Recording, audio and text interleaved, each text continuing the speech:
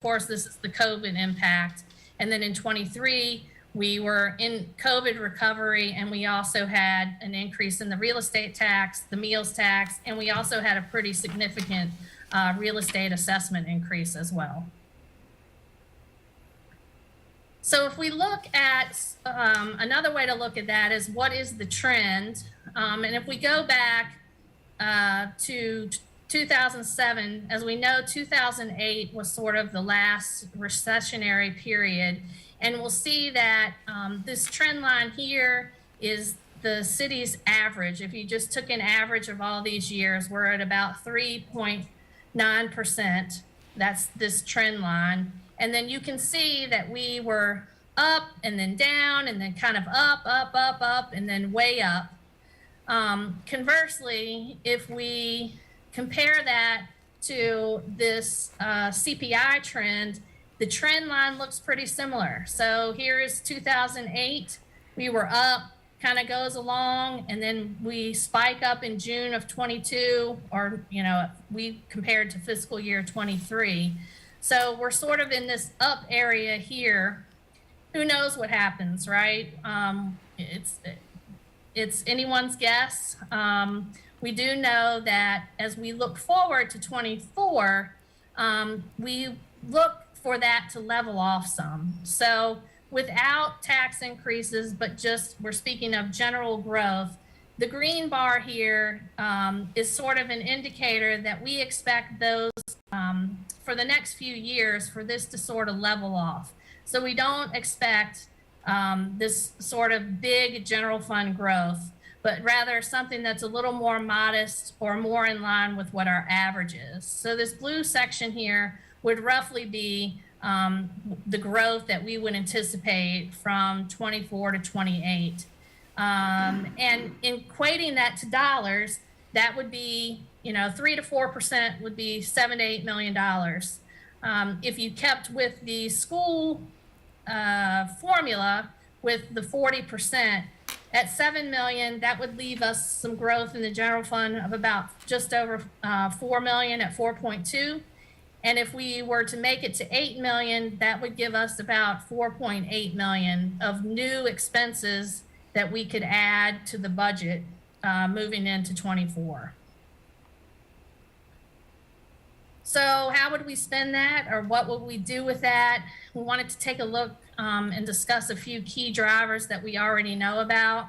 We already know that there are cost increases that we're seeing both just in general things as well as capital projects due to supply chain issues and inflation. We're not sure of what the revenue impact would be of a potential recession if there were to be one. Employee compensation, we've got collective bargaining and the compensation study that are both underway. We have funding needs for the city schools.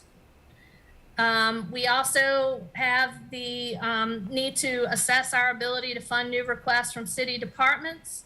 And we know that we have costs that are recurring to absorb from one-time monies that we have allocated. In addition, we have funding for other needs and priorities. And that would look to, as council thinks about its strategic plan and other opportunities.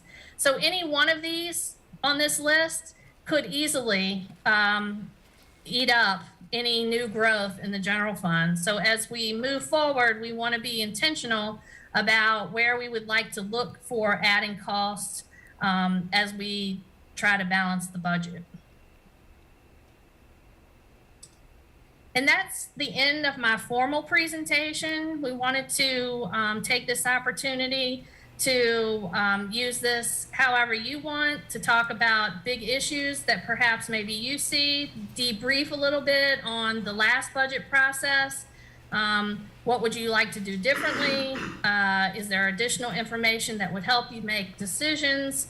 But just open it up for any kind of questions and discussion that council may have. Brian, you want to lead us off? Ms. Hamill, it's very nice to see you. It's been a while. Nice to see you. Yeah. The first question I had. So we just received an email from Councilor McGill about the change the budget deadline. She says the April 15th deadline is a self-imposed deadline. It does not really have a reason I can determine. Another reason is that the first week of April is Charlottesville spring break. So I'll forward this on to you, and maybe you can think about, you and others, how that might, what impacts that might involve. We'll be back to you. Oh, yeah. Talked about it. Got plenty of time, don't we? Yeah, and Yeah. then I guess the other question I had, and this is really more broadly, has to do with the strategic plan, updating our strategic plan. I think your volume's on here. It's not supposed to be. I'm trying to make sure it's off. Well, I've been muted, so. Okay. So these budget points that Ms. Hamill has made, they all reflect what I guess we would say at this point is a pretty old strategic plan. I'm having a hard time remembering. I know we had our retreat in April. Does anyone remember what sort of the next steps were on, or had we even thought of next steps in terms of rebooting our strategic plan? And if not, is this a good time to start thinking about this? Or should we have thought about it 6 months ago? Well, if you recalled in that session we had, we made good use of it because you were able to identify Yep. a number of items that were important to the council Yep. for funding. And we came back and presented those to you, and you voted on those. In terms of rebooting the strategic plan, we've included in the ARP allocation tonight an amount of funds that would allow us to acquire the services of a consultant to work with us on doing that. Okay. And so I think that the time is ripe. You've got a lot on our plate, but in doing the strategic plan right, we'll get a consultant who will engage you individually and collectively over the next few months. And by the time we get to April, we ought to have Okay. a new direction, or at least some themes, Okay. if we're not finished, in terms of where you might want to allocate additional dollars. That's fantastic. Thank you. Okay.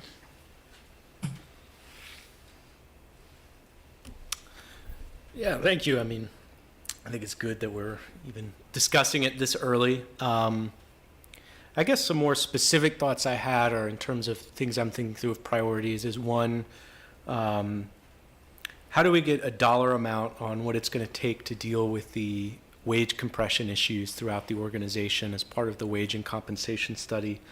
I'm guessing that's a number that's going to come with a little bit of sticker shock, but it's obviously an investment I don't think we have a choice to make, and just curious how we get a hold of that early in the process to make sure we're incorporating it. In addition to that, the climate action planning process, do we expect that we're going to get estimates for new programs or initiatives that are recommended as part of that process in line with this upcoming budget process so we can incorporate them?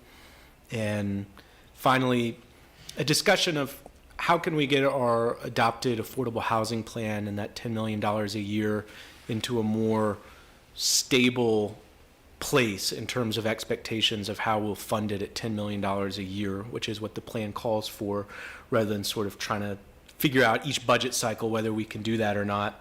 And along with that, the regional transit vision and our public transit plans long-term. How do we get in a place where we have some clear numbers and making sure that's incorporated into our budget process?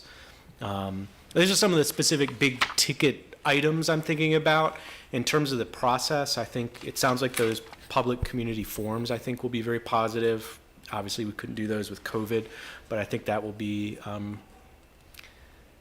positive, yeah, and just kind of like what we're doing now, where we're starting the conversation as early as we can. I mean, I think the fact we're even having this conversation tonight is a very good first step and sign of how this upcoming budget process will go.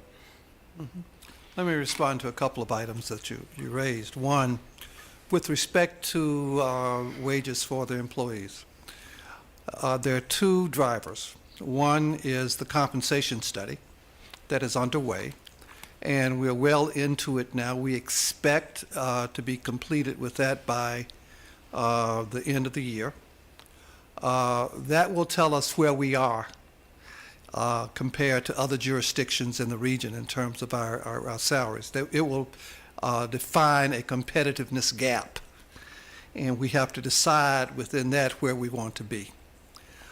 Secondly, collective bargaining is coming right behind that.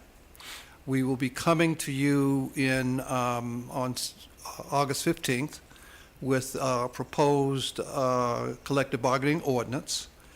Then there will be some public hearings after that, and it will be up for first reading at the first meeting in September, and second reading the second meeting in September.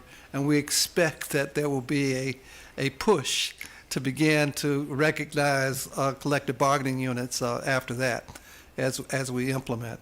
But the compensation study will define a certain level of where we are. We decide what we do about that. Whatever we have done in terms of increasing the police department wages and what we're proposing with the fire department and the sheriff's department and whatever we do in transportation, all of that is a down payment, if you will, against the gap in competitiveness of our salaries overall. And I think it will all work out in the end. And what we do on the front end has to be recognized at the bargaining table when we get there. And how much that will be, how much our gap is at this point, it's too soon to tell. I've been, we have presentations from our consultant. I'm looking for them to share that with me, but we're not there yet. And, I would not want to estimate or forecast what that gap would be yet. But I'll get back to you as soon as we know. When do we think we might have some idea from them, final product? The final product will be in December. December. Okay. Yeah, that's the current schedule. And so it will be as we are preparing for the budget. It will fall right in line with the budget schedule, so it's something that we will have to deal with in '24. Okay. Well, if it comes in December, that's early enough so that it can get incorporated into the budget. Yes. If it was coming in March, that'd be a little late. Yeah, that'd be a little more difficult, yes. Yeah. Do we know if the climate action planning process, is that still on schedule to have a somewhat similar timeline, so it could be incorporated at least in part this budget cycle? Yeah. Is Sam Sanders nearby? I know we talked about that this afternoon. I know that the climate team is working. Sam may have some additional comments. Yes, sir. What I'll say to you in regards to the question is, yes, there will be an ongoing effort as we advance to the finalization of the document that will be presented to council. We're anticipating that coming to council at this moment in October, early October. And the team will continue to work from that document being received by you and responded to by you to formulate any requests from the budget perspective within public works submission in the upcoming round with Ms. Hamill. Okay. So one of the other topics that seems like every year we don't have time to actually deal with, but we sort of gripe about it in passing, is the 40% figure for the schools. Yes. And sometimes it's with the idea that that's not enough money for the schools. Other times it's with a sense of resentment that we're having to give them 40% of our new revenues. And other times it's, particularly now when we're looking to be plunking $68 million into things for the schools, there are those who have said to us, why are you promising to give them 40%, 40%, 40%? when you're giving them $68 million, can't you figure that in there somewhere? Has there been any thought about revisiting that formula? And I have no particular opinion about which Right. one of these is correct, but it just, we keep hearing this, too late to do anything. Right. Well, I'll say a couple of things. One, the 40% we looked at last year, that was determined long ago. But the other reality is we are the source of school needs. We fund them. And they come to us like for the reconfiguration. We understand that there will be some additional needs this year. Most of it should be covered in the 40%, but council has it's your decision whether you want to maintain that level, and if so, with what conditions, over time, and what's included in it. You could cap it and allocate funds somewhere else, but that is a decision that the council, the policymakers are going to have to grapple with. And I would just add to that if that's something that council wishes to do, schools are developing their budget at the same time that we are. And so that would be something that you would want to tackle ahead of time and not wait until we're in the midst of our budget work sessions. So now would be a good time to start talking about that.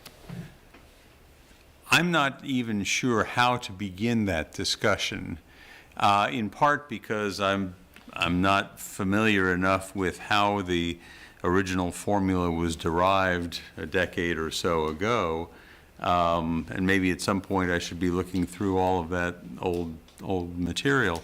But the discussion has been most pronounced in terms of trying to figure out, obviously the school has capital needs as well as operating needs, and we have just committed ourselves to a huge capital addition to them. That's right. And I don't know, and I certainly don't want to be hamstringing their operational needs. But I also know that it is, there are a lot of taxpayers who write me letters and emails saying, if you didn't give all that money to the schools, you could cut our taxes. And clearly that's one of, but you don't even know why they're spending the money. I mean, we can see we get a budget presentation, it's an hour long, but that's obviously not even scratching the surface of what's going on. And so all I can say to folks is, hey, you all vote for the school board members just like you vote for us, and we're going to deal with the constraints that that are created for us, and we're certainly not going to sit there and say we're going to make sure that the schools are underfunded. Right. I wonder if it would be worthwhile having a preliminary sort of conversation with them, with Ms. Powell, perhaps. Ms. Hamill, wasn't it the case that this last time the incremental tax revenue we raised with the 1 cent real estate tax increase, we didn't give 40% of that to them. The whole thing went basically to pay for the school capital piece. Remember, there was something unusual about this last.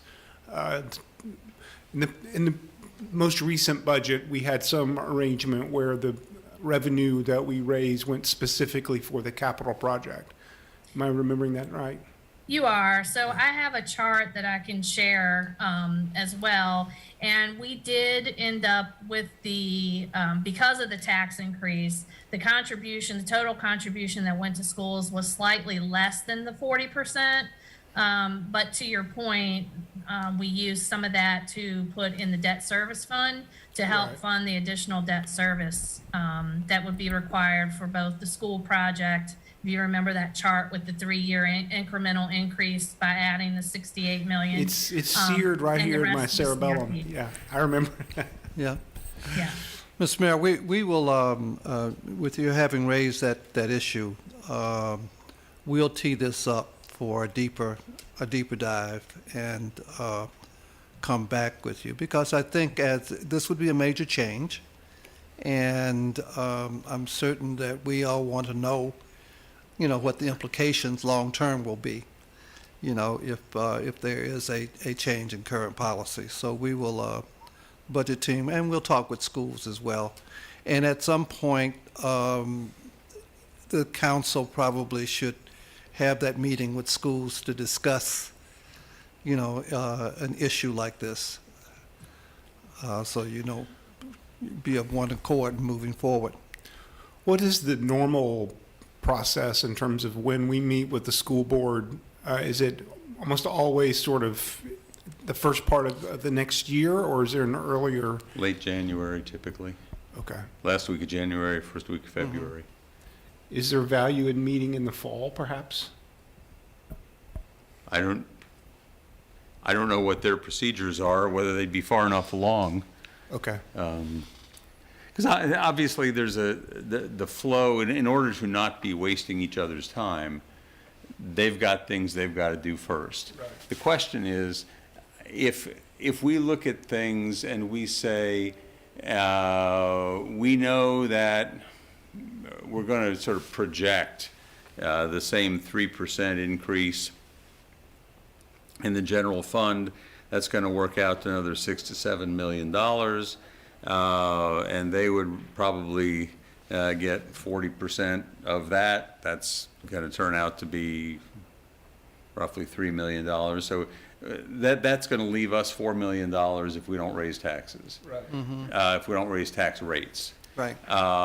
If we look at $4 million and we say, we know that the wage and comp study is telling us that we've got to have $3 million more added to wages, now all of a sudden we've got very little room to deal with the rest of our inflation, and then we have to start looking at tax increases and so on. If we have another year where car taxes, where car values rise 20 or 30%, which I don't think we will, but I think we may well see the same 20 to 30% persist for another year. And if we have another year where we've got an 11% increase again in assessments, I think that we would have a lot of opposition from folks if we said, oh, and we're also going to raise rates by 2-3 cents or whatever. I mean, we saw that already this first year. It would be dramatically greater if the same thing happened 2 years in a row. Right. And this past year, we had a really clear reason, which was the schools project was really what we needed to push that through the sort of tunnel. One thing I would also like to, and it was in the progress, I was just looking, one thing we should certainly keep in mind in terms of risk mitigation is the impact of construction cost escalation on the schools project. We'll see. I understand they're getting pricing, should have pricing back on this set of drawings in the next month or two. We'll have to see how that looks, but that could certainly be there could be a hit there. So I think just thinking in terms of that possible risk is another thing we have to factor into all of this. Yeah, and I would just add also, along with the school discussion, in 21, they were able to not ask for any additional funding from the city because they had one-time CARES money they were able to balance with. And when we got to this year's budget, we were able to close, that was roughly $4 million, and we were able to close a lot of that gap. But I believe I recall from Ms. Powell's presentation that while we closed most of it, there was still a gap in what was still being covered with one-time money, in addition to any impact that collective bargaining would have with them, the things we know about bus drivers, and other things. So they are going to be looking at operational increases that will, be significant as well. Yeah. We also have the fire department, the SAFER grant will be ending shortly, and that's going to be a little over 2 million a year or more that we have to roll into the budget, as well as if we roll in the ARPA request as a Yes. long-term request as well, so. Yeah, we've pretty much included in our thinking the SAFER grants, and that was under discussion at the end of our last budget year, and we'll pick that up with our year-end, surplus. But that's, for the year going forward. Right. So we've accounted for that 2 million. I just always keep bringing that back. Yeah, we appreciate it. Yeah, and I would like to second what Councilor Payne mentioned in terms of transit and housing. I know that the regional transit vision plan and all those things are moving forward, but the horizon always seems to be slipping a little further and further away. And so I do hope, and my expectation would be that Mr. Williams, I'm sure, is working on what he needs for his part of that. And I hope, we'll be proactive in thinking about what that looks like. And then the same for housing. We've made a commitment of $10 million a year, and so I'm hoping that we'll see really solid requests and proposals for that. I know we're going to talk about the hack later on tonight, but those are some of the larger things Right. to think about. And I know y'all are doing this, but when I talk to people out in the community about the city, one of my major impressions is the fact that I just feel like we're still understaffed.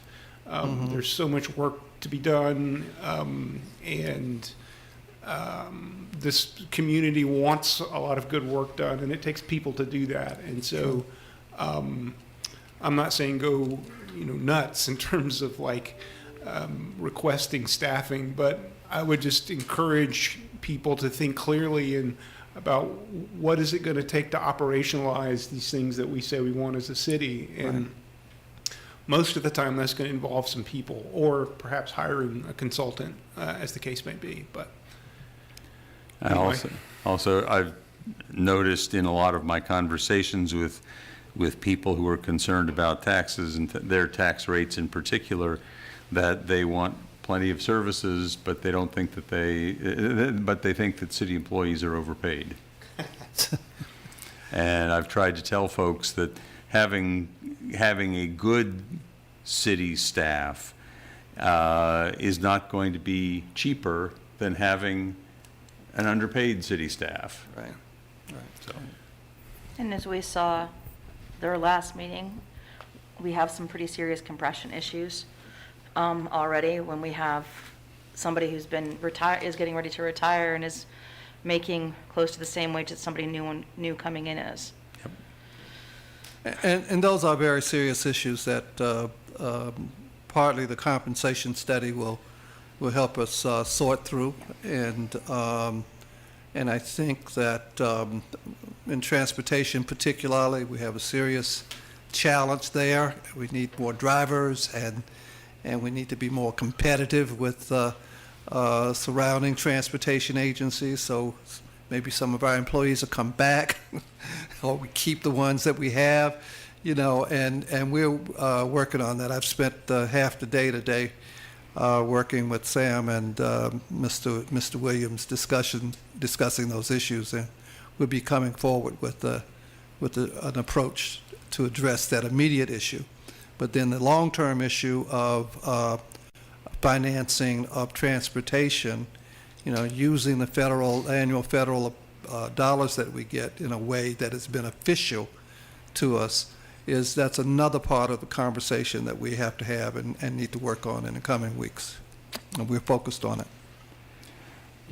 So I guess the question that I've got for you, Mr. Rogers, Ms. Hamill, is there something that you need from us in the next 2 or 3 months that we can be working on? Well, I think that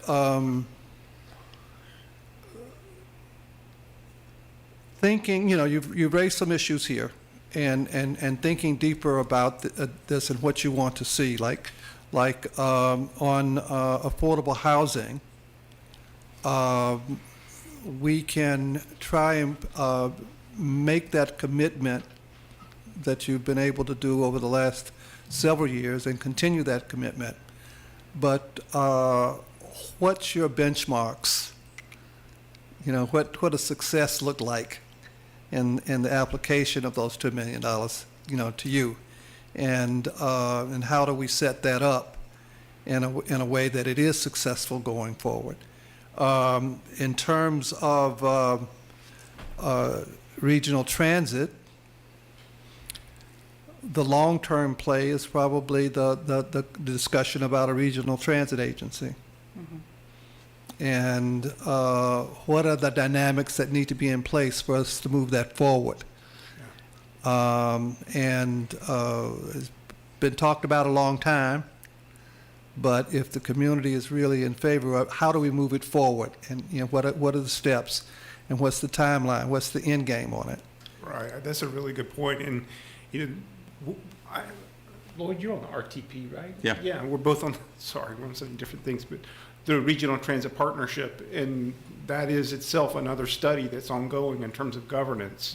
And these things take, I think that one is like 18 months out. Yeah. Maybe a year out. So it is remarkable how long these things take to sort of get. It is. And then we'll have to get, agreement amongst the various jurisdictions. Right. And the city's going to have to be positioned to what at stake, what does success look like for the city and for this to happen, as we discuss governance and position the operations going forward. I mean, we have assets, and what happens to those assets going into a new authority? How do we position that? These are all questions that we need to think through. Right. And I would, a little separate, but adding to, initiatives that have sort of begun but aren't finished that came to mind is, how do we tee up the Marcus alert system? I know we allocated a little bit of money this past budget cycle, but is there going to be additional money that we're going to need to invest to stand that up quicker, as well as stand up like crisis intervention teams, as well as implement all of the recommendations from the 2 criminal justice reform work groups from over a year ago at this point, but they had a whole list of recommendations, obviously, and that's something which we made a little bit of progress on last budget cycle, but like transit and housing, there's a lot more to go and budget out and plan for. Right. There's a place to tee that up as well. I'm glad you added that to the list. Chris, Ms. Hamill, any other items you want to add? Sir, I think we covered it. I mean, I think if, we can definitely, the question about the schedule or the calendar is probably one we should talk about sooner than later. I will add that while it is perhaps a deadline we can change, there is a fair amount of work that needs to be done once the budget is passed in terms of getting bills out, to get them out timely so that we meet our due dates for June 5th, as well as loading budgets. And so there's a lot of stuff that happens in the background. Doesn't mean we don't have room to change it, but we would want to talk about it. And I guess in particular, if I'm not mistaken, that last week in April is a regular scheduled council meeting on April 3rd. And so, as we talk about whatever feedback you want to have about that schedule or changing that schedule, we probably need to look at that sooner than later. I've just brought, this is based on an email I sent out while watching this at the doctor's office. I have brought this up every year that this meeting keeps falling into Charlottesville school spring break. And it's just one more way that it makes it harder for some people to serve on council. And while it's a meeting that may or may not happen, so far it's happened every year I've been here. And so I just want to, and when I brought this up last year, I was told that we set the schedule and that's why it happens then. And if we pushed it even just a few weeks, we could change a few things. So I just want to bring that forward, that this is a clash that does make it harder for anybody with children who go to our public school system to participate as a counselor. My impression is that most places are at least a month ahead of the Charlottesville schedule in terms of how they prepare a budget. Is that an accurate assessment? I'm not sure. We cut it honestly. closer to the line than just about any place that I've seen, as I look at reports from other jurisdictions in Virginia in particular. You mean in terms of work sessions or the adopted date, or? Well, in terms of the adopted date, and I mean, there are places, particularly in Northern Virginia, where council is involved in budget discussions by December.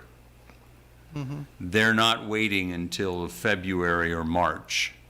And the practical effect of what we do is that our opportunity for actually commenting on things is compressed into about 4 weeks.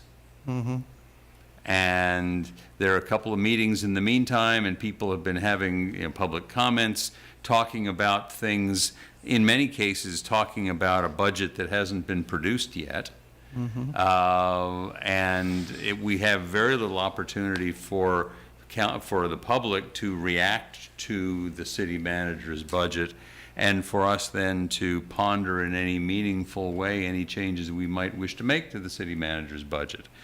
And so I'm just wondering whether there is a way for us to decompress that schedule a little bit, to make things happen a little bit earlier,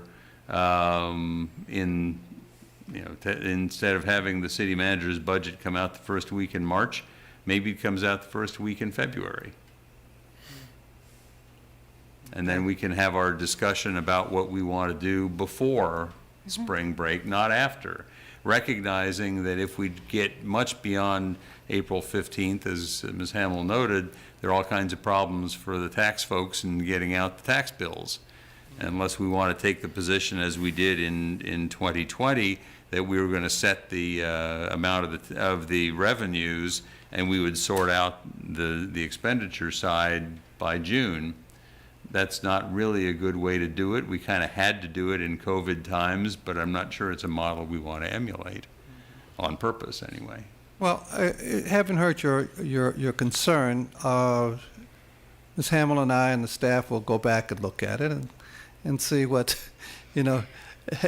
submitting the city manager's budget in February, that means that we will roll right into the new budget preparation right after the fiscal year closes, after we adopt a budget. And it would have to be in order to move it back a month. But we'll look at it and see how we can meet your concern. Well, I- there's definitely always the opportunity, to have work sessions to discuss budget development as well ahead of time. Sometimes it feels like as we are preparing the budget, to your point about that compressed time for discussing things in February, as much as you are reacting to the city manager's proposed budget, a lot of times that's the first time we're discussing issues as well. Right. And so there might be some opportunities, to have some work sessions ahead of that, i.e., if you want to talk about the school formula, or if you wanted to talk about some of these other more lofty goals about, to Mr. Rogers' point earlier, what does meeting the mark for affordable housing plan look like to you? We could certainly have a lot of those. And the last work session that we have in April is really, if you recall, the one we had this last April, it was really kind of, okay, these are all the things you've talked about. What do you want to do? So if we talked about them earlier, then we could maybe address those in the city manager's budget in the forefront too. Well, I'm just suggesting if we're concerned that delaying the process past April 15th gets us into trouble in the Commissioner of Revenue's office and various other places because there are deadlines that we cannot move there. If we're going to try to make it so that we have that decision made at a time that is not school vacation time, the only alternative is to move it ahead of that, to move it earlier. I would note, I don't know if it's a better or bad idea, but just looked it up. I don't know if they were anomalies, but the past 2 years, Albemarle adopts their budget the first week of May. So, Huh. Okay. We'll we'll look at the both. options. We'll look at the options and come back. We have another discussion on Sure. it. All right. Any other questions or conversation on the issue? By the way, welcome. Thank you. There being nothing else that we have to talk about right now, I guess we should recess until 6:30 and come back at that point for the evening business session. Okay. Very good. We're in recess. Thank you. Thank you, Ms. Hamill. Thank you. No closed meeting.